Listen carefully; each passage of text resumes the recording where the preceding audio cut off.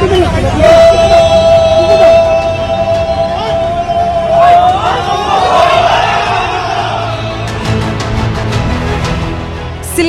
নগরীতে এবার পুলিশের উপস্থিতিতে ঝটিকা বিক্ষোভ মিছিল করেছেন কার্যত নিষিদ্ধ আওয়ামী লীগ ও এর অঙ্গ সংগঠনের নেতাকর্মীরা। 16 জুন দুপুরে নগরীর ব্যস্ত নবাব রোডে অনুষ্ঠিত এই মিছিলে আওয়ামী লীগ, যুবলীগ ও ছাত্রলীগের নেতাকর্মীদের জয় বাংলা স্লোগান দিতে দেখা যায়। সামাজিক যোগাযোগ মাধ্যমে ছড়িয়ে পড়া ভিডিওতে দেখা যায় পুলিশের একটি গাড়ির পাশ দিয়েই মিছিলটি এগিয়ে যাচ্ছে। তবে অংশগ্রহণকারীর সংখ্যা বেশি হওয়ায় তাৎক্ষণিকভাবে পুলিশকে কোনো বাধা দিতে দেখা যায়নি।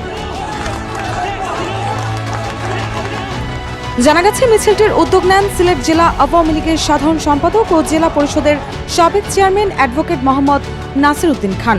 এতে আওয়ামী লীগের ওপর আরোপিত নিষেধাজ্ঞা প্রত্যাহার, রাজবন্দীদের মুক্তি এবং তাদের ভাষ্য অনুযায়ী মিথ্যা মামলা প্রত্যাহারের দাবি জানানো হয়। আর এই মিছিলের নেতৃত্ব দেন সিলেট জেলা ছাত্রলীগের সাবেক সভাপতি শাহরিয়ার আলম সামাদ। মিছিল শেষে ঘটনাস্থল থেকে 4 জনকে আটক করে পুলিশ। বিষয়টি নিশ্চিত করে সিলেট মেট্রোপলিটন পুলিশের অতিরিক্ত উপ পুলিশ কমিশনার মোহাম্মদ মঞ্জুরুল আলম গণমাধ্যমকে বলেন, নবাব রোডে অনুষ্ঠিত ছোট পরিসরের ওই মিছিল থেকে 4 জনকে আটক করা হয়েছে। তাদের পরিচয় ও কার্যক্রম যাচাই করে প্রয়োজনীয় আইনগত ব্যবস্থা নেওয়া হবে।